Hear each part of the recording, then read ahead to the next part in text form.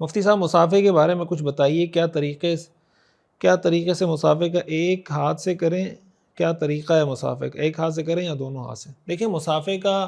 صحیح طریقہ یہ ہے، افضل اور سنت طریقہ یہ ہے کہ دونوں ہاتھ سے مصافحہ کیا جائے، دونوں ہاتھ سے مصافحہ کرنا چاہیے۔ امام بخاری رحمۃ اللہ علیہ نے صحیح بخاری میں اس کے لیے باقاعدہ ایک باب قائم کیا ہے مستقل، اور اس کا یہ عنوان رکھا ہے،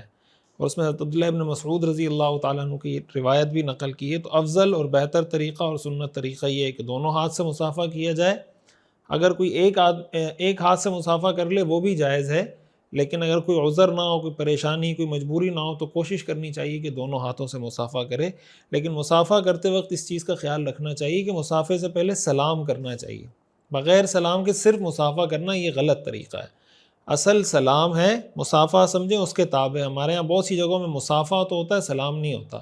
اور سلام کے بارے میں یہ اصول یاد رکھیں کہ سلام میں پہل کرنا سنت ہے اور سلام کا جواب دینا واجب ہے۔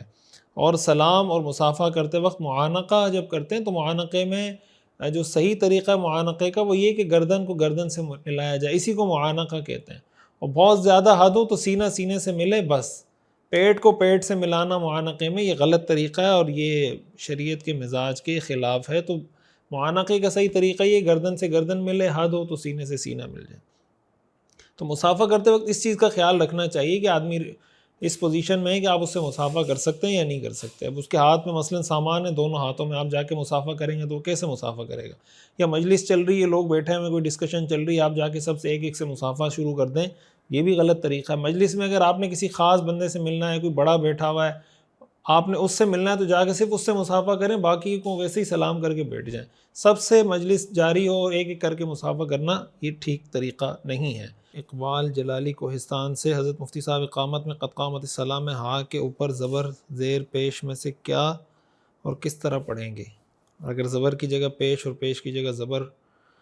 پڑھا تو اقامت ہو جائے گی؟ دیکھیں اقامت میں جب قد قامت الصلاۃ پڑھیں گے نا تو صحیح طریقہ اقامت کا یہ ہے حی علی الصلاۃ، حی علی الصلاۃ ہو یا حی علی الفلاح، حی علی الفلاح ہو، کہ اس میں آپ آخری حرف پہ کوئی اعراب نہ پڑھیں، یعنی حی علی الصلاۃ، حی علی الصلاۃ پڑھیں گے، حی علی الصلاۃ، حی علی الصلاۃ، اور حی علی الفلاح، حی علی الفلاح، یہ ٹھیک طریقہ نہیں ہے۔ اسی طرح قد قامت الصلاۃ، قد قامت الصلاۃ، یہ بھی ٹھیک طریقہ نہیں ہے۔ یعنی اگر کوئی اس طرح پڑھ لے گا تو اقامت تو ہو جائے گی، لیکن جو صحیح اور طریقہ ہے، جس طریقے سے اقامت کہنی چاہیے، وہ یہ کہ حی علی الصلاۃ، حی علی الصلاۃ، حی علی الفلاح، حی علی الفلاح، قد قامت الصلاۃ، قد قامت الصلاۃ، ایک سانس میں دو ایک ایک سانس میں اس طرح کر کے آپ پڑھیں گے۔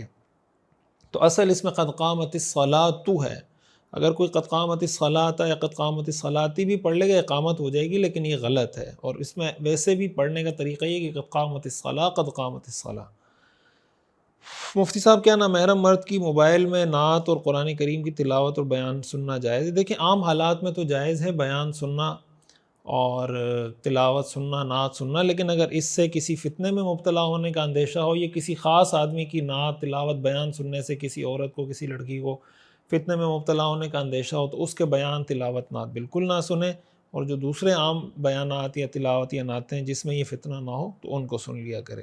لیکن علی الاطلاق سب کے لیے یہ حکم نہیں ہے کہ ان کے لیے منع ہو، عام طور پر اگر ایسا کوئی اندیشہ نہ ہو تو ٹھیک ہے۔ جناب مفتی صاحب میرا سوال یہ کہ کہا جاتا ہے کہ ووٹ ایک شہادت ہے اور عورت کی شہادت مرد سے آدھی ہوتی ہے جبکہ ووٹ برابر ہوتا ہے۔ دیکھیں اور ووٹ کو جب شہادت کہا جاتا ہے، گواہی کہا جاتا ہے، یہ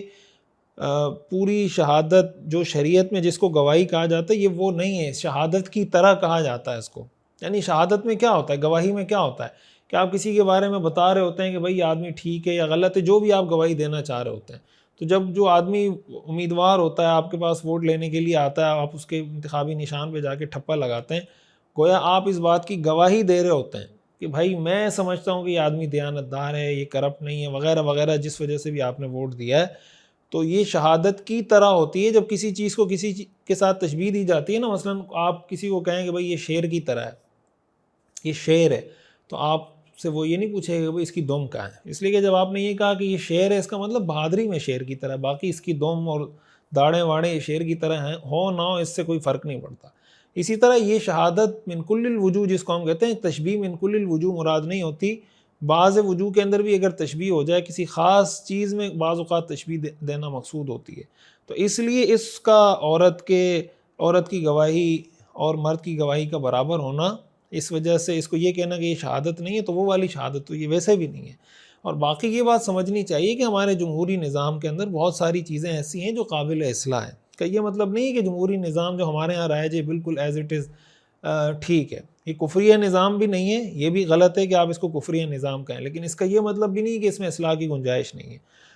جیسے ہمارے ہاں بڑی واضح سی بات ہے کہ ایک جاہل آدمی کا، ایک چرسی کا اور ایک پی ایچ ڈی ڈاکٹر کا، ایک پروفیسر کا ووٹ برابر ہوتا ہے، ظاہر ہے کہ ان دونوں کی رائے میں زمین آسمان کا فرق ہو سکتا ہے۔ تو یہ جو جمہوریت میں گدھے گھوڑے کو برابر کر دی ہے، ظاہر ہے کہ یہ طرز عمل ٹھیک نہیں ہے، اس کی اصلاح ہونی چاہیے، لیکن اس کے لیے کوئی آئینی قانونی راستہ اختیار کرنا چاہیے